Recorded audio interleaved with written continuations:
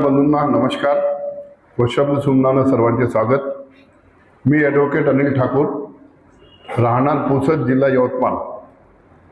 माझ्यासोबत आलेले advocate Dinesh S Rathod, advocate Ravi Waghmare, Lalit Chavan, advocate Ajit Thakur आणि हिंद न्यूजचे संपादक उमेश जाजू।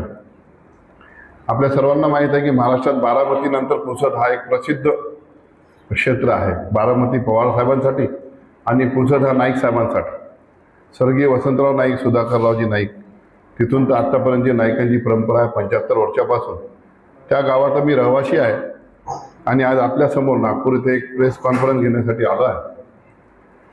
मुळातच मी पुसदला असताना 1988 पासून भारतीय जनता पक्षात काम करत होतो आणि भारतीय जनता पक्षाचे सर्व कार्यक्रम, राम मंदिर आंदोलन असो, काश्मीरला लाल चौकात तिरंगा झेंडा लावायचा असो किंवा कुठलाही कार्यक्रम, मनापासून सर्व आंदोलन करत होतो, काम करत होतो। आणि संघटनमध्ये अतिशयोक्ती करत नाही, पण खरं आहे ते सांगत आहे की प्रमोदजी महाजन स्वर्गीय, गोपीनाथजी मुंडे, भाऊसाहेब फुंडकर हे स्वर्गीय तिन्ही लोक, त्यानंतर इथले जे आपले नितीन गडकरी जी आहेत, देवेंद्र फडणवीस, महाराष्ट्र जनता युवा मोर्चामध्ये मी सचिव होतो आणि त्याच्यात सुधीर मुनगंटीवार, फडणवीस, इथले किशोर मेश्राम, छोटू भोये, डॉक्टर, आम्ही सर्व सोबत काम करत होतो। एक थोडासा परिचय देता बाकी काय, आणि मोहन मध्ये वगैरे आम्ही काम करत होतो, ते पूर्ण त्याच विषयावर आहे। तर भाजपमध्ये काम करत असताना मी तालुका अध्यक्ष असताना 2009 मध्ये पुसद शहरात रामनवमीची एक शोभायात्रा आम्ही आयोजित केली होती आणि त्यावेळेस आपल्या सर्वांना आठवत असेल की त्या रामनवमीमध्ये एक दंगल घडली होती, फार मोठी दंगल। आणि त्या दंगलीमध्ये असं झालं की त्यावेळेस नाईक साहेब हे कॅबिनेट मंत्री होते म्हणून नाईक, आणि त्यांनी शासन त्यांच्यासोबत असल्या कारणानं या दंगलीमधले जेवढे गुन्हे आहेत त्या सर्व हे 5 गुन्हे आहेत बघा, 54/9, 66/9, 70/9 आणि 80/9। ह्या सर्व गुन्ह्यामध्ये प्रमुख आरोपी मला केलं होतं। ॲक्च्युली या गुन्ह्यामध्ये माझा कुठलाही रोल नव्हता, मी एक चांगला कार्यकर्ता होतो आणि 2009 मध्ये विधानसभेची निवडणूकमध्ये भाजपकडून मी एक उमेदवार म्हणून लोकमत, सकाळ, सर्व न्यूज पेपरवाल्यांनी सर्व केलं होतं, त्याच्यात माझं नाव होतं। आणि हाच एक कारण झालं की त्यांनी मला या सर्व दंगलीमध्ये अडकवलं। ही घटना 17 वर्ष जुनी आहे, खूप लोकांना आठवत नसेल किंवा माहीत नसेल म्हणून मी सांगतो आहे। तर घडलं कसं की याच्यात माझ्यावर 54/9, 66/9 आणि 80/9 हे जे 3 गुन्हे दाखल करण्यात आले। या 3 गुन्ह्यामध्ये जो फिर्यादी आहे PSI पुरुषोत्तम दशरथ इटनारे, त्या फिर्यादीनं, एक मिनिट मी डॉक्युमेंटसह दाखवतो, page document number 5, PSI Purushottam Dashrath Itnare यांनी स्वतः न्यायालयात येऊन ॲफिडेव्हिट दिला की हे जे आम्ही गुन्हे दाखल केलेले आहेत हे खोटे केलेले आहेत आणि तत्कालीन ठाणेदार आणि वरिष्ठ अधिकाऱ्यांच्या सांगण्यावरून केले आहेत। आणि हा न्यायालयात ॲफिडेव्हिट दिल्यानंतर न्यायालयानं माझ्याकडून आदेश दिला, त्याच्यात न्यायाधीश बाजड साहेब म्हणून आहेत, त्यांनी याच्यात स्पष्टपणे त्या सर्व पोलीस अधिकाऱ्यांवर CRPC 340 अंतर्गत कारवाई करण्याचे आदेश दिले। ते आदेश मी याच्यात लावला आहे। त्यानंतर दुसरा गुन्हा होता एक मोठा 70/9, हा जो गुन्हा होता याच्यात 302ची कलम माझ्यावर लावण्यात आली, खुनाचा गुन्हा। आणि या 302च्या खुनाच्या गुन्ह्यामध्ये माझ्यावर ज्या दिवशी मला अटक करण्यात आली त्या दिवशी माझ्याविरुद्ध पोलिसांकडे कुठलेही साक्षी पुरावे नव्हते। मला अटक करण्यात आली 2/5/2009 आणि त्या तत्कालीन ठाणेदारानं एक अन्सार खां महमूद खां याचा पुरावा घेतला दिनांक 9/5/2009। म्हणजे ज्या दिवशी मला अटक झाली हे मागे त्या अधिकारीची सही आहे आणि त्याच्याखाली डेट आहे। तर त्यांच्याकडे कुठलाही पुरावा नव्हता, परंतु मला अटक तर केली त्यांनी, म्हणून त्यांनी काय केलं, समोर 5ला 4 केलं आणि 9/4/2009 केलं।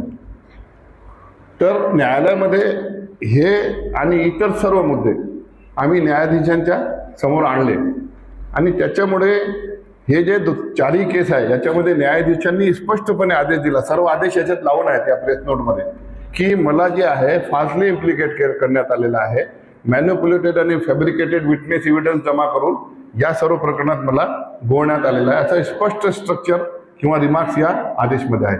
आणि न्यायाधीशांनी संबंधित जो अधिकारी आहे त्याच्याविरुद्ध कारवाई करण्याचे आदेश वरिष्ठांना दिले आणि तो जो आदेश आहे तो वरिष्ठांना पाठवून दिलेला आहे। इथपर्यंत ते थांबले नाही, हे माझ्यावर एवढे गंभीर 4 गुन्हे लावल्यानंतर या गुन्ह्यांच्या आधारावर त्यांनी माझ्यावर MPDA लावला. त्यावेळेस MPDA लागतो हा ड्रग स्मगलर असेल, हातभट्टीची दारू पाडणारा असेल, किंवा जो हॅबिच्युअल अफेंडर आहे, खून, दरोडेखोर, घरफोडी करणारा असेल, किंवा रेतीचे जे माफिया आहेत, रेती माफिया वगैरे, यांना MPDA लागतो. मी एक वेल एज्युकेटेड इलेक्ट्रॉनिक्स इंजिनियर आहे गव्हर्नमेंट कॉलेजमधून. मी ज्यावेळेस माझ्यावर हे सर्व गुन्हे दाखल झाले त्यावेळेस मी इन्कम टॅक्स पेड करत होतो. माझा एक सुखी चांगला परिवार होता आणि आहे. माझा मोठा मुलगा तो LLM वकील आहे, लहान मुलगा ITI LLM आहे, माझी मिसेस एका पतसंस्थेची अध्यक्ष आहे. मी स्वतः एक चांगला कार्यकर्ता आणि नेता जो विधानसभेच्या भाजपकडून त्यावेळेस 2009ला उमेदवार होणार होता, अशी माझी एक स्थिती होत असताना माझ्यावर MPDA लावण्यात आलं. तर त्या MPDAवर मला ॲडवायझरी बोर्डनं सक्षम साक्ष पुरावे नाही आणि चुकीची कारवाई म्हणून मला सोडलं. त्यावर मी या सगळ्या ठाणेदारपासून चीफ सेक्रेटरीपासून होम सेक्रेटरीपर्यंत, त्याच्यात कलेक्टर, DYSP, SP या सर्वांच्या विरोधात मी मॅलिशियस प्रॉसिक्युशनमध्ये डिफेमेशनचा एक दावा दाखल केला होता. आणि या दाव्यामध्ये मागच्या आठवड्यात निकाल लागला आहे आणि ठाणेदारपासून तर चीफ सेक्रेटरी महाराष्ट्र तत्कालीन 2009मध्ये यांच्यावर 5 लाखाची नुकसान भरपाई आणि मानहानी देण्याचा आदेश मान्य करण्यात आला आहे, पारित झाला. तर अशा प्रकारे कुठल्याही प्रकारचा दोष नसताना दंगलीपासून खुनाच्या गुन्ह्यापर्यंत खोटे डॉक्युमेंट, मॅन्युप्युलेटेड, फॅब्रिकेटेड विटनेस एव्हिडन्स गोळा करून मला तत्कालीन अधिकाऱ्यांनी फसवलं. आणि ठाणेदारापासून तर चीफ सेक्रेटरीपर्यंत सगळ्यांना मी दाद मागितली. त्यावेळेस मी सगळ्यांना कंप्लेंट केली की माझ्यावर हे केसेस खोटे आहेत, तरी पण कोणीही त्याच्यात मला न्याय दिला नाही. आणि शेवटी 17 वर्ष मी लढा केल्यानंतर आज न्यायालयाने मला, आमचे न्यायाधीश जे आहेत तिन्ही, त्याच्यात एक रामगडिया मॅडम आहेत, एक आहेत अभिजित अत्रे सर, यांनी MPDAमध्ये हे जे माझा डिफ्युमेशन आणि मॅलिशियस प्रॉसिक्युशनचा जो केस होता याच्यात 5 लाखाचा त्यांना कॉम्पन्सेशन मंजूर केला आहे. एक रामगडिया मॅडम आहे ज्यांनी 302च्या खुनाच्या गुन्ह्यामध्ये मला निर्दोष करताना स्ट्रक्चर पास केले की हा खोटा गुन्हा आहे आणि संबंधित अधिकारीवर कारवाई व्हायला पाहिजे. आणि एक बाजड साहेबांचा आदेश आहे की जे बाकीचे गुन्हे आहेत ते सुद्धा खोटे आहेत आणि यांच्यावर कारवाई झाली पाहिजे. म्हणजे अशा प्रकारे मी पुढचं धरून नागपूरला प्रेस घेण्यासाठी यासाठी आलो आहे की 2009ची परिस्थिती असो की आजची असो, एक माणूस प्रामाणिकपणे काम करतो जनतेसाठी, पक्षासाठी, समाजासाठी, देशासाठी, धर्मासाठी, आणि त्याला खोट्या गुन्ह्यामध्ये असं अडकून जर हे गुन्हे दाखल झाले नसते माझ्यावर आणि माझ्यावर अशा प्रकारे जर अन्याय अत्याचार झाला नसता तर मी आज कदाचित दिल्लीला राहिलो असतो. खोटे गुन्हे का बरं दाखल झाले? मी भाजपचा तालुका अध्यक्ष होतो आणि मी खूप चांगलं काम करत असल्यामुळे 2009च्या विधानसभेमध्ये माझं नाव सर्वेमध्ये, सर्व वृत्तपत्रांनी जनतेमधून जे सर्वे केलं होतं, तर अनिल ठाकूर यांना विधानसभेची तिकीट जर मिळाली तर हे चांगली लढत देतील नाईकांना, म्हणून असा माझा तो सर्वे आला. आणि त्यालाच हे करून म्हणजे घाबरून नाईकांनी सर्व प्रशासनाला हातात घेऊन, म्हणून नाही तत्कालीन मिनिस्टर, मी आता नाव सांगितलं ना, तत्कालीन मिनिस्टर होते अन्न पुरवठा मंत्री मनोहर नाईक, यांनी सर्व सिस्टमला हाताशी धरून मी स्पष्टपणे सांगितलं आहे की मी खोटं नाही सांगत.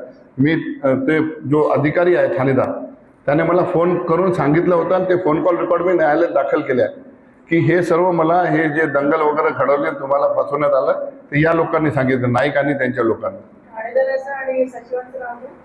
ठाणेदारांचं नाव आहे ज्ञानेश्वर सरदारराव कडू आणि त्यावेळी जे चीफ सेक्रेटरी होते जॉनी जोसेफ आणि होम सेक्रेटरी होते चंद्रा अयंगार, हे लोक होते. आणि कलेक्टर होते त्यावेळी जिल्हा अधिकारी संजय देशमुख तत्कालीन. नाही, ते राष्ट्रवादी काँग्रेसचे होते, मी भाजपचा होतो.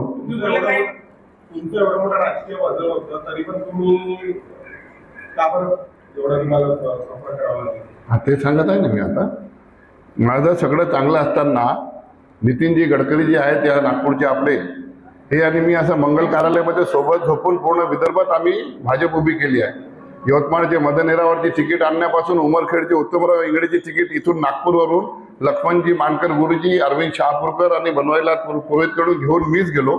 मी सगळ्यांचा प्रचार प्रमुख होतो, मी राजाभाऊ ठाकरेचा प्रचार प्रमुख होतो.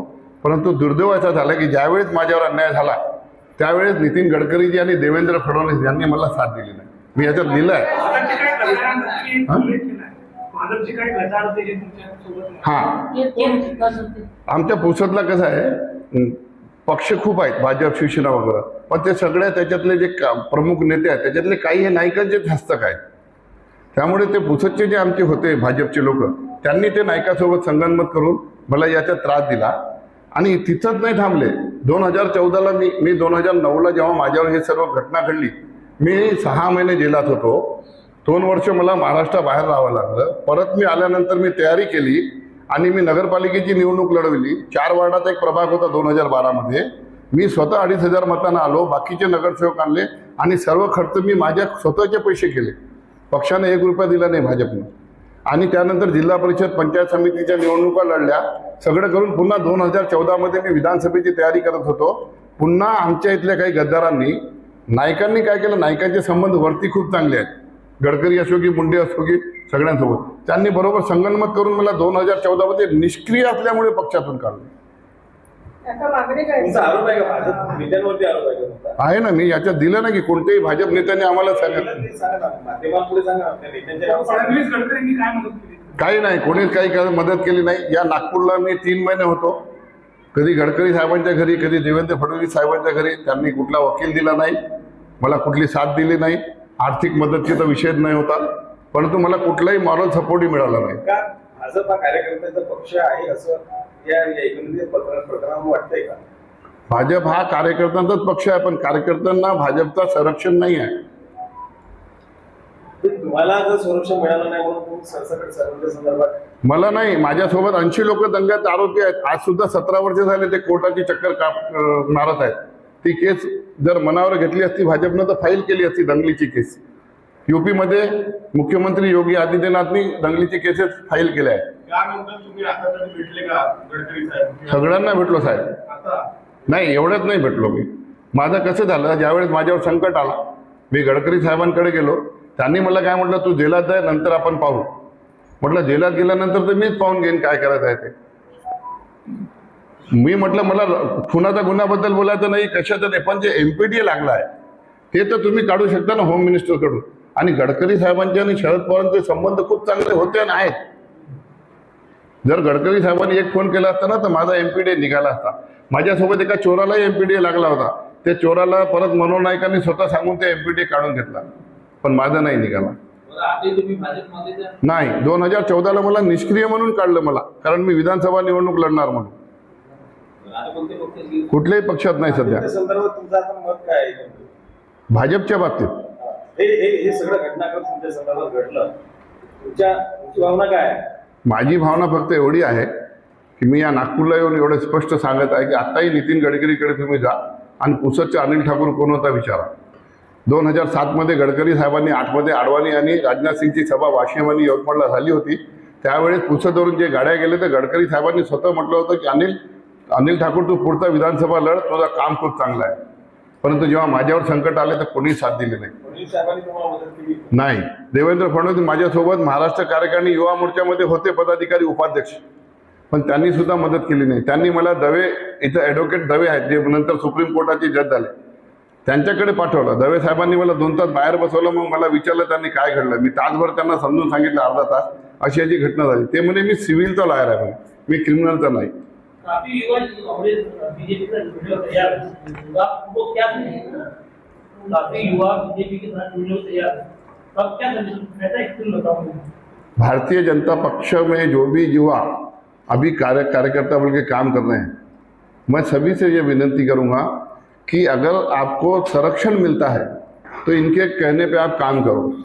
नहीं तो हमारे पुसद की स्थिति आज ऐसी है कि 80 बच्चे आज भी रोज कोर्ट के चक्कर मार रहे हैं 17 साल बाद भी.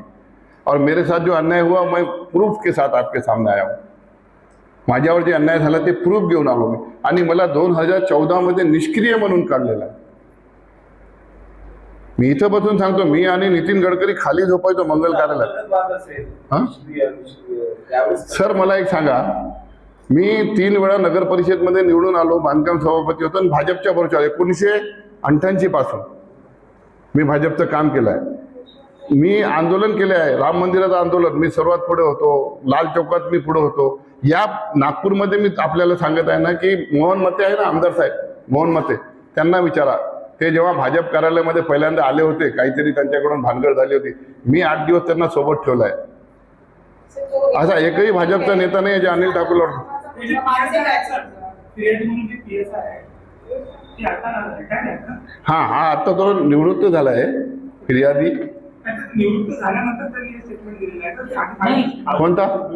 ते जे त्यांनी आता दिलेलं स्टेटमेंट हे सगळे ॲफिडेव्हिट पाहिलेत ऑन ड्युटी. ते निवृत्त आता झाले, पण हे जे न्यायालयामध्ये जे ॲफिडेव्हिट आहे त्या PSI पुरुषोत्तम दसर येणार आहे ना. FIR झाल्यानंतर एक दिलं त्यांनी 2017 मध्ये, 17-18 मध्ये, आणि एक ते याच्यात डेट आहे. त्यांच्यावर खूप दबाव होता. त्यांनी त्या ॲफिडेव्हिटमध्ये, आणि त्याच्या मागे एक जबाब आहे, तुम्ही बघा काय म्हणले ते, की कुठंतरी माझ्या मनाला वेदना होत होतं की आमच्या हाताने खोटे गुन्हे दाखल करायला लावले, म्हणून शेवटी मी येऊन ॲफिडेव्हिट दिलाय. 2011ला एक दिलं त्यांनी, आणि एक दिलं त्यांनी त्याच्यानंतर जबाबमध्ये 2013ला. तुम्हाला उशिरा न्याय मिळाला असं वाटत नाही का? 17 वर्ष वाट पाहिली सर मी. न्याय तर उशिरा मिळाला, पण न्याय मिळाला याचा आनंद झाला. सध्या कसं आहे, सगळ्या संस्था कुठंतरी डिस्टर्ब आहेत, न्यायालय असो की कुठलीही संस्था असो शासकीय. पण आमच्या इथं पुसदला ज्या तिन्ही जजने न्याय मला दिला ते आश्चर्यकारक आहे.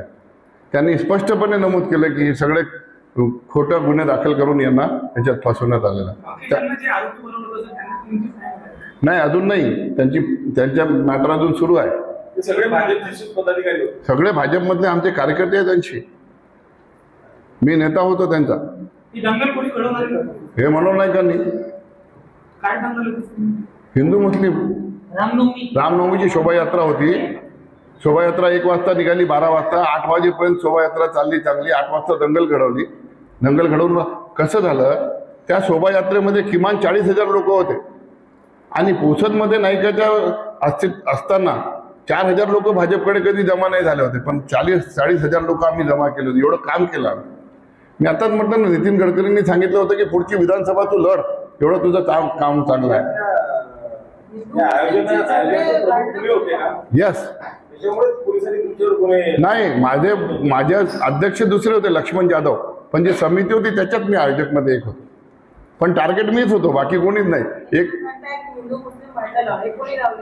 नाही साहेबांनी, त्यांचंच कारस्थान आहे. आणि मी हवेत नाही बोलत आहे. मी न्यायालयामध्ये